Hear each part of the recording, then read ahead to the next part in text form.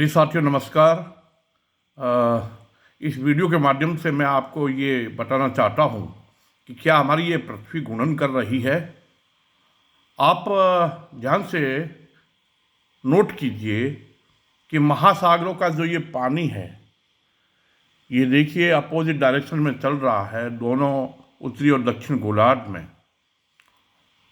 और इसी तरह से पृथ्वी के आसमान में बादलों को देखते हैं, जब पूरी पृथ्वी को देखते हैं तो एक डायरेक्शन में नहीं है। महासागरों का पानी भी एक डायरेक्शन में नहीं चल रहा है। इसी तरह से आप वायुमंडल में मूवमेंट को देखते हैं तो वो पृथ्वी के घूर्णन की डायरेक्शन में नहीं है।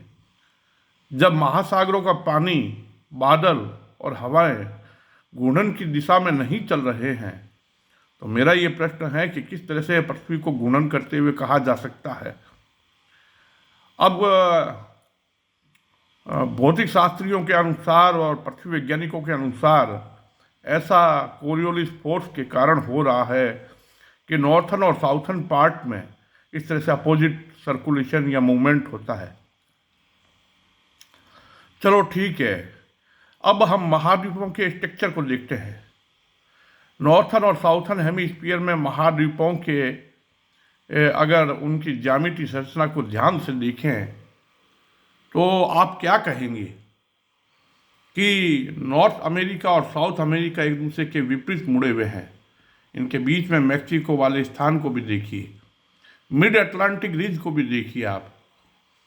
इसी तरह से आप अफ्रीका और यूरोप के पश्चिमी हिस्से को देखिए।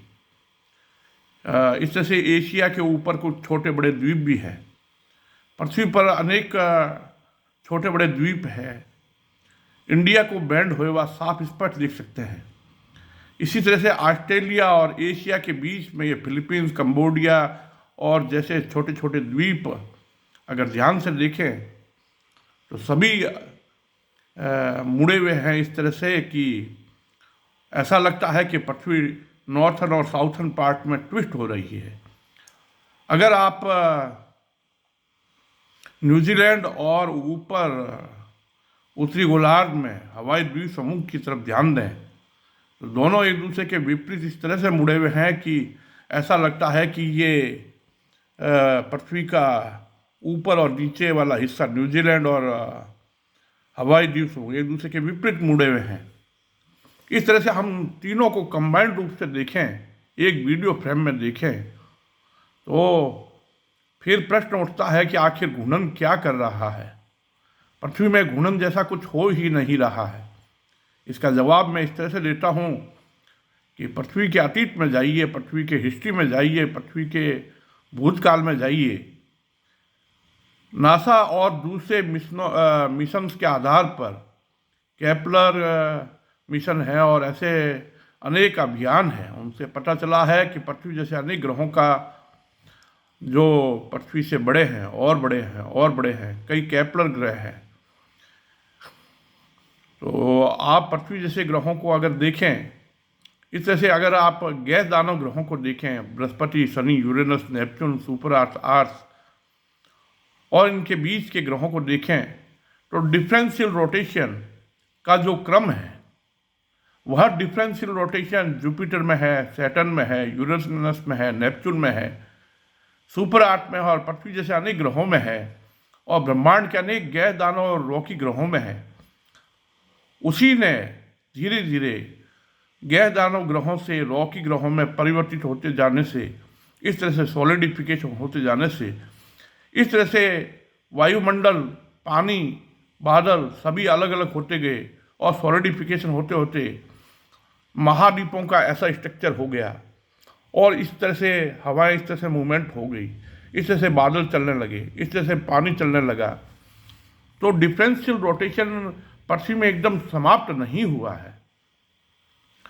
उसी ने पृथ्वी पर इस तरह से डायनामिकल नेचर उत्पन्न की, इस तरह से पृथ्वी का स्ट्रक्चर बनाया। तो प्रिय साथियों, विचार कीजिए, क्या पृथ्वी घूर्णन कर रही है? मेरे अनुसार पृथ्वी ट्विस्ट टाइट हो रही है। पृथ्वी में द्रव्य ऊर्जा का विराट मंथन हो रहा है। पृथ्वी में पृथ्वी हकीकत में मरोड़ी और निचोड़ी जा रही है और धीरे धीरे एक गैस दानव अवस्था से रॉकी ग्रह में बदलते बदलते सिकुड़ते सिकुड़ते वर्तमान स्थिति में आकर के आपके सामने इस तरह से स्ट्रक्चर पैदा हो गया है।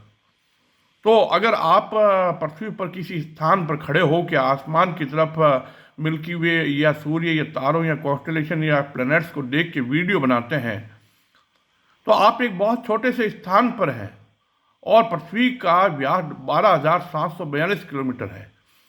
और आप सोचिए कि पृथ्वी पर आप कितने सूक्ष्म हैं और एक छोटे से स्थान से आसमान की तरफ वीडियो बना करके आप कहते हैं कि पृथ्वी घूर्णन कर रही है। ये एकदम असंगत है, अतार्किक है और वैज्ञानिक दृष्टि से तर्कहीन है। लेकिन अगर हम पूरी पृथ्वी को कवर करें, एक उचित स्थान से देखें, तो पृथ्वी में घूर्णन जैसा कुछ हो ही नहीं रहा है। पृथ्वी में द्रव्य ऊर्जा का विराट मंथन हो रहा है।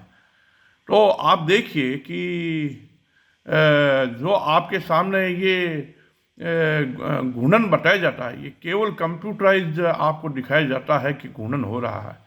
घूर्णन जैसा कुछ भी नहीं है। इस तरह से हम कहना ये चाहते हैं कि नासा और दूसरे अभियानों से जो ये आप